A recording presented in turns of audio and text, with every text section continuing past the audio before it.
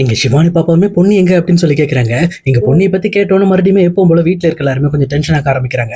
அதே நேரத்தில் இன்னும் பொண்ணு வரலம்மா பார்த்துக்கலாம் அப்படின்னு சொல்லிட்டு எங்க சண்முகமும் சமாளிக்கிறாரு. அதுக்கப்புறம் சிவானி பாப்பாவையும் தூங்குறதுக்கு கூட்டிட்டு போறாங்க. ஆனா இன்னொரு பக்கம் பொண்ணியோட நிலைமை என்னவா இருக்கும் அப்படின்னா, அவங்க ரொம்பவே டயர்டாகி சாப்பிடாம இருந்ததுனால பயங்கரமா மயக்கம் போட்டிருப்பாங்க. அதே நேரம் சக்தியுமே பொண்ணு கூட இருக்கணுங்கிறதுக்காக அவங்களையும் ஹாஸ்பிட்டலில் சேர்த்துட்டு அங்கேயே வெயிட் பண்ணிட்டு இருப்பாங்க. இந்த மாதிரி பொண்ணியை பார்த்துட்டு இருந்த டாக்டருமே இங்க பாருங்க, அவங்க ரொம்ப உடம்புலாம் சத்தம் இல்லாம இருக்காங்க, உடம்பு ரொம்ப வீக்கா இருக்கு, அதனால அவங்க ஒரு 2 நாள் இங்க பெட் ரெஸ்ட் எடுத்தாகணும் அப்படின்னு சொல்லி சொல்றாங்க.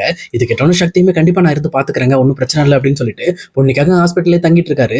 அதே நேரத்தில் சக்தியும் பொண்ணையும் வீட்டுக்கு வரல அப்படின்னு சொல்லிட்டு இங்க சண்முகமும் சந்திரசேகரும் சேர்ந்துட்டு இவங்களுக்கு கால் பண்றாங்க. அப்பதான் சக்தியுமே நடந்த விஷயம் எல்லாத்தையுமே சொல்றாங்க. இதை கேட்டோன்னு சண்முகமும் சந்திரசேகரும் அடிச்சு பிடிச்சி ஹாஸ்பிட்டல் ஓடுறாங்க.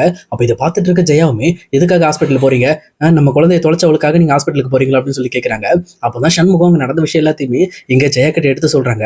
உண்மை சொல்லப்போ நாங்க நம்ம சிவானி பாப்பாவை காப்பாத்தினதே பொண்ணி தான். கடைசி நிமிஷத்துல நாங்க வேற பக்கம் போக வேண்டியதை பொண்ணி தான் மாத்தி சரியான வழியில போக வச்சு இன்னைக்கு நம்ம சிவானி பாப்பா நம்ம கிட்ட கிடைக்கிறதுக்கு எல்லாமே அவங்க தான் பண்ணியிருக்காங்க. அதனால நீங்க பொண்ணியை சாதாரணமா நினைக்காதீங்க, நமக்காக தான் இவ்வளவு கஷ்டப்பட்டிருக்கா அப்படின்னு சொல்லி சொல்றாங்க. இது கிட்டோன்னு இங்க ஜெயாவுக்குமே கொஞ்சம் மனசுல தோணதான் செய்யுது. பட் இருந்தாலும் இன்னும் பொண்ணி இப்படி பண்ணதுக்காக ரொம்பவே கோவத்துல தான் இருக்காங்க. அப்ப டேரக்டா இங்க பொண்ணியை பாக்குறதுக்காக ஹாஸ்பிட்டல் போறாங்க. அங்க போயிட்டு இங்க சந்திரசேகர் அது மட்டும் இல்லாம சண்முகம் இவங்க எல்லாமே பொண்ணியை பாக்குறப்போ பொண்ணியுமே இன்னும் அன்கான்சியஸா இருக்காங்க. சொல்லப்போனா அந்த மயக்கத்துல இருந்து வெளியில வரல. அப்ப அங்க இருக்கிற டாக்டருமே இங்க பொண்ணியை கூப்பிட்டு இவங்களுக்கு எதுக்காக இவ்வளவு ப்ரெஷர் இருக்கு, சொல்லப்போனா இவங்க ரொம்ப ப்ரெஷரா ஃபீல் பண்றாங்க போல இருக்கு, இவங்க ஏன் அந்த அளவுக்கான ஒரு சூழ்நிலையில இருக்காங்களா அப்படின்னு சொல்லி கேட்கறாங்க. அப்ப இதை கேட்ட உடனே சக்தியுமே இல்ல மேடம் அப்படிலாம் இல்ல, அவங்க கொஞ்சம் எப்பவுமே டென்ஷனா இருப்பாங்க, இப்ப எங்க குழந்தை காணாம போச்சு ஒரு நாளுக்கு முன்னாடி, அதுல இருந்து கொஞ்சம் ப்ரெஷர் ஆயிட்டாங்க அப்படின்னு சொல்லி சொல்றாங்க. கிட்டத்தட்ட இங்க பவானிக்கு என்ன நிலமாச்சோ அதே நிலைமையை விட இங்க கிரிட்டிக்கல் ஆயிட்டு இருக்கு எங்க பொண்ணுக்குமே. இதை பார்த்த டாக்டருமே ஒன்றும் பிரச்சனை இல்லைங்க, நீங்க முதல்ல அவங்களை நல்லா பாத்துக்கங்க, சரியான சாப்பாடு கொடுங்க, ஏன் இப்படி வச்சிருக்கீங்க, இந்த அளவுக்கு வீக்கா இருக்கக்கூடாதுங்க உடம்பு அப்படின்னு சொல்லிட்டு அவங்களுமே பொண்ணுக்காக பேசிட்டு இருக்காங்க. இது கேட்ட சக்தியுமே கண்டிப்பா மேடம், இதுக்கு மேல இந்த மாதிரி நடக்காம நான் பாத்துக்கிறேன் அப்படின்னு சொல்லி இவங்க கிட்ட ஆறுதலும் சொல்றாங்க. அதே நேரம் அதுக்கப்புறம் சந்திரசேகரும் சண்முகமாங்கிறது கிளம்புறாங்க. இங்க சக்தி மட்டும் பொண்ணியை பாத்துக்கிறதுக்காக எப்பவும் போல அந்த ஹாஸ்பிட்டல் உட்காந்துட்டு அவங்க கையை பிடிச்சிக்கிட்டு என்ன மன்னிச்சிரு பொண்ணி, இது வரைக்கும் நான் உனக்கு ஏதாவது பண்ணியிருந்தேன் அப்படின்னா கண்டிப்பா என்ன மன்னிச்சிடணும், அன்னைக்கு நான் பேசினப்ப கூட தெரியாம தான் பேசிட்டேன், எனக்கு உன் மேல முழு நம்பிக்கை இருக்கு, என் பொண்ணு எப்படி இருந்தாலும் ஏத்துக்குவேன்ற விஷயத்தை தான் நான் கன்வெர்ட் பண்ணும்போது தப்பா கன்வெர்ட் பண்ணிட்டேன் அப்படின்னு சொல்லி இந்த பக்கம் மயக்கத்துல இருக்க பொண்ணு கிட்ட மன்னிப்பு கேட்டுட்டு இருக்காரு. அதே நேரத்துல எங்க பொண்ணியோட மொபைலுக்குமே ஒரு கால் ஒன்று வருது. இதை பார்த்தோன்னே யார் கால் அப்படின்னு சொல்லிட்டு அந்த கால் அட்டன் பண்றாங்க. அட்டன் பண்ண உடனே கரெக்டாக அந்த பியூட்டி பார்லர் ஓனர் தான் கால் பண்றாங்க. கால் பண்ணிட்டு என்ன பொண்ணி இன்னும் நீ ஹாஸ்பிட்டலில் தான் இருக்கியா, இன்னும் வெளியில வரல அப்படின்னு சொல்லிட்டு ரொம்பவே நக்கலா கேட்கறாங்க. ஆனா இதை அட்டன் பண்ண சக்தியுமே இங்க பாருங்க பொண்ணி உண்மையிலுமே இன்னும் ஹாஸ்பிட்டலில் தான் இருக்காங்க அப்படின்னு சொல்லி சொல்றாங்க. இது கிட்டோன்னு அந்த பியூட்டி பார்லர் ஓனரும் என்ன சார் அந்த பொண்ணி கூட சேர்ந்து நீங்களும் போய் சொல்ல ஆரம்பிச்சிட்டீங்களா, நீங்க வெளியில கார்ல சுத்திட்டு இருக்கிற விஷயத்த நான் பார்த்தேன், பார்த்துட்டு என்கிட்ட நீங்க ஏமாத்திட்டு இருக்கீங்க பாத்தீங்களா, அந்த பொண்ணு எவ்வளவு பெரிய சீட்டிங் ஆளா இருப்பா, அவளை நம்பி நான் எந்த அளவுக்கு எல்லா உண்மைகளும் சொல்லியிருப்பேன், என்னோட பர்சனல் லைஃப் பத்தி கூட அவட்ட நான் பேசியிருக்கேன், ஆனா இந்த அளவுக்கு ஒரு துரோகம் பண்ற பொண்ணி நான் பார்த்ததே இல்லை அப்படின்னு சொல்லிட்டு அவங்களுமே பொண்ணி திட்ட ஆரம்பிக்கிறாங்க.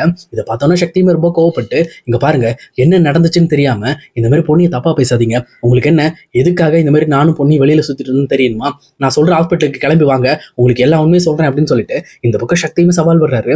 இதுக்கு என்ன வந்து பியூட்டி பார்லர் ஓனர் மேடமோ நான் கிளம்பி வர மாட்டேன்னு நினைச்சிட்டு நீ என்கிட்ட இப்பெல்லாம் சவால் விட்டுட்டு இருக்கியா, நான் அங்க வர இரு அப்படின்னு சொல்லிட்டு அந்த பியூட்டி பார்லர் ஓனரும் டைரக்டா கிளம்பி இங்க பொண்ணி தங்கி இருக்கிற ஹாஸ்பிட்டலுக்குமே வந்துடுறாங்க. அங்க இந்த ரூம் நம்பரையும் சொல்லி கேட்டுட்டு டேரக்டா ரூமுக்கு வரும்போது தான் தெரியுது உண்மையுமே பொண்ணு அங்க அட்மிட் ஆயிருக்காங்க. இதை பார்த்தோன்னா அந்த பியூட்டி பார்லர் ஓனர் என்ன இது ஆக்டிங்கா, எனக்காக செட் பண்ண ஆக்டிங்கா அப்படின்னு சொல்லிட்டு ரொம்பவே பேச ஆரம்பிக்கிறாங்க. இதை பார்த்தோன்னா சக்தியுமே இங்க பாருங்க நீங்க யாருன்னு எனக்கு தெரியாது, உங்களுக்காக நாங்க எதுக்கு ஆக்டிங் பண்ணோம் அப்படின்னு சொல்லி கேட்கறாங்க.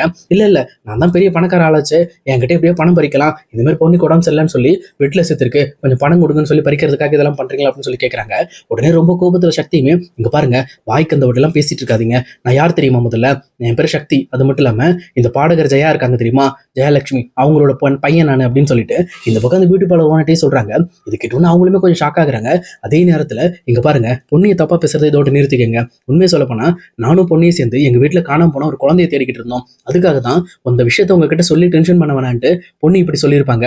அது மட்டும் இல்லாம அவங்க நேற்று காலையில இருந்து இன்னைக்கு வரை சாப்பிடாம இருந்ததுனால இன்னைக்கு உடம்பு சரியில்லாம போயிடுச்சு, அதனாலதான் இப்ப அவங்க ஹாஸ்பிட்டல் அட்மிட் பண்ற ஸ்டேஜே வந்துருச்சு அப்படின்னு சொல்லி சொல்றாங்க. இது கேட்டோன்னு அந்த பியூட்டி பார்லர் ஓனருமே என்ன சொல்றீங்க, அப்ப இதெல்லாம் உண்மையா, அப்ப பொண்ணு ஒரு விஷயத்த பண்றதுக்காக தான் என்கிட்ட இப்படி போய் சொல்லியிருக்காளா அப்படின்னு சொல்லி சொல்றாங்க. ஆமாங்க அந்த குழந்தைய கண்டுபிடிக்கிறதுக்காக தான் இப்படி அவங்க கிட்ட சொல்லிட்டாங்க, நீங்க யார் முதல்ல அப்படின்னு சொல்லி கேட்கிறப்போ இந்த மாதிரி நான் தாங்க பொண்ணு என் கடையில தான் வேலை செஞ்சுட்டு இருக்கா, பார்த்தா நான் தான் அந்த பியூட்டி பார்லர் ஓனர் அப்படின்னு சொல்றாங்க. அப்படிங்களா, சரி சரி, ஓகே ஓகே அப்படின்ட்டு அவங்களுமே காமாயிடுறாங்க. அதே நேரத்தில் எங்க வீட்டில் இருக்க ஜெயாவுமே இன்னுமே சக்தி வீட்டுக்கு வராததுனால மறுபடியும் எங்க சக்திக்கு கால் பண்ணி என்ன சக்தி வீட்டுக்கு வரலையா அப்படின்னு கேட்குறாங்க. அப்போ சக்தியுமே கொஞ்சம் கோபத்தோட இல்லம்மா என்னால் இப்போதைக்கு வர முடியாது, இந்த மாதிரி பொண்ணு வந்து முடியாம ஹாஸ்பிட்டல் இருக்காமா, அவளை பார்த்துக்கணும், நான் இங்கே தான் இருக்கணும் அப்படின்னு சொல்றாங்க. அப்போ ஜெயாவுமே ரொம்ப கோவப்பட்டுட்டு ஏண்டா இந்த மாதிரி அவள் தான் உன்னை ஒதுக்கி தள்ளிக்கிட்டு இருக்கால, அப்புறம் எதுக்காக நீ அவளுக்காக அந்த ஹாஸ்பிட்டலில் இருக்க, எப்படினாலும் அவன் முடிச்ச உடனே ஒன்று அங்கிருந்து விரட்ட போறா, அப்புறம் ஏன் இப்படி பண்ணிக்கிட்டு இருக்க, ஒழுங்கா கிளம்பி வீட்டுக்கு வா அப்படின்னு சொல்றாங்க. ஆனா இதை கேட்ட சக்தியுமே இங்க பாருங்கம்மா, பொண்ணியே மத்தவங்க மாதிரி நினைச்சிட்டு இருக்காதீங்க, இந்த மாதிரி பொண்ணு எல்லா விஷயத்திலையும் எப்பவுமே கரெக்ட் தான், இந்த மாதிரி நீங்க நினைக்கிற மாதிரி தப்பான ஆள்லாம் கிடையாது. இன்னைக்கு சிவானி பாப்பா கிடைச்சதுக்கு முக்கியமான காரணமே பொண்ணு தான். அந்த விஷயத்த நான் உங்ககிட்ட சொல்ல தேவையில்ல, ஆல்ரெடி சண்முகம் சொல்லியிருப்பாரு அப்படின்னு சொல்லிட்டு நடந்த விஷயம் எல்லாத்தையுமே சொல்லிட்டு இருக்காங்க. ஆனா இது கேட்டவன ஜெயாவுமே மறுபடியும் கன்வின்ஸ் ஆகாம இங்க பொண்ணியை பத்தி தப்பா பேச ஆரம்பிக்கிறாங்க. அப்ப கரெக்டா இங்க சுந்தரமே ஜெயாவோட ரூமை தட்டுறாங்க. இதை பார்த்துட்டு என்னாச்சு என்னாச்சு மாப்பிள்ள அப்படின்னு சொல்லிட்டு அவங்களுமே கதவை திறக்கிறாங்க. அப்ப சந்திரசேகராங்கிறது எந்திக்கிறாரு. ஏதாவது பிரச்சனையா மாப்பிள்ள அப்படின்னு கேட்கிறப்போ இல்ல உங்ககிட்ட நான் ஒரு விஷயத்த தனியா பேசணும் அப்படின்னு சொல்லிட்டு சுந்தரமே ஜெயா கிட்டையும் இங்க சந்திரசேகர்ட்டையும் பேச போறாரு. இதை பார்த்தோன்னே ஜெயாமே சக்தி காலில் இருக்கிறத மறந்துட்டு அந்த மொபைல் அப்படியே வச்சிடறாங்க. என்னாச்சு மாப்பிள்ள, ஏதாவது பிரச்சனை எதா இருந்தாலும் சொல்லுங்க அப்படின்னு சொல்றப்போ இங்க சுந்தரமே இருந்துகிட்டு என்ன மன்னிச்சிருங்க அத்தை, என்ன மன்னிச்சிருங்க மாமா, உங்ககிட்ட நான் ஒரு உண்மையை சொல்லணும், இதுக்கு மேல அந்த உண்மையை நான் என் மனசுக்குள்ள வச்சிருந்தேன் அப்படின்னா நான் இருக்கிறதுலே வந்து பயங்கரமான கெட்டவன் ஆயிடுவேன். உண்மையை சொல்ல போனா இப்ப சிவானி பாப்பா காண போனதுக்கு காரணமே நான் தான் அப்படின்னு சொல்றாங்க.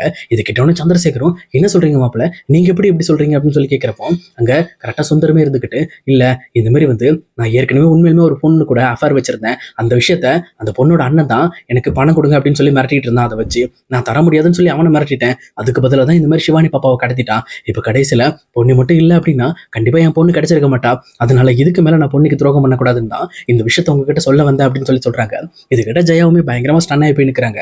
அதே நேரம் இங்க சந்திரசேகருமே இப்ப எதுக்கு மாப்பிள்ள இதெல்லாம் என்கிட்ட வந்து சொல்றீங்க அப்படின்னு கேட்கிறப்போ இல்ல மாமா, என்னால பவானியோட முகத்தை பார்த்து இந்த உண்மையை சொல்ல முடியல, அதனாலதான் உங்ககிட்ட சொல்ல வரேன். அது மட்டும் இல்லாம இங்க பிரீத்தியோட கல்யாணத்தை தடுத்தது பொண்ணு கிடையாது, அது நாங்க தான், நானு அப்புறம் மூர்த்தி மாமா அப்புறம் உஷா, நாங்க 3 பேர் சேர்ந்து தான் இந்த வீட்டுக்கு பிரீத்தி வரக்கூடாதுங்கிறதுக்காக தான் நாங்க ஒரு ட்விஸ்ட் கேம் பண்ணோம். ஆனா அந்த கேம்ல பொண்ணியை நாங்க தான் வேணும்னே மாட்டி விட்டோம். இதுக்கெல்லாம் காரணம் வெண்ணிலாக்கு சக்தியை கல்யாணம் பண்ணி வைக்கணும் தான். ஆனா கடைசி நிமிஷத்துல எப்படியும் எல்லாமே தலைகீழ மாறி எங்க பொண்ணியை கல்யாணம் பண்ணி வச்சுட்டாங்க. அதுக்கு எல்லாத்துக்குமே காரணம் நாங்க தான். இது மேல பொண்ணு மேல எந்த ஒரு தப்புமே கிடையாது அப்படின்னு சொல்லிட்டு இங்க சுந்தரமே அமைதியா இருக்காங்க. இதை பார்த்தோன்னு இந்த பக்கம் சந்திரசேகருமே ஏன் மாப்பிள்ள இப்படிலாம் பண்ணீங்க, எதுக்காக இந்த மாதிரி பொண்ணு இப்படி கார்னர் பண்ணீங்க அப்படின்னு கேட்கறாங்க. அப்போ சுந்தரமே இங்க பாருங்க, நான் அந்த நிமிஷத்துல இருந்ததை யோசிச்சு பார்த்து நான் பொண்ணுக்கு வந்து எனக்கு ஆபத்து வந்துடக்கூடாதுங்கிறதுக்காக தான் அவன் மேல பழிய போட்டேன். பட் ஆனா அவன் மேல எந்த ஒரு தப்பும் கிடையாது.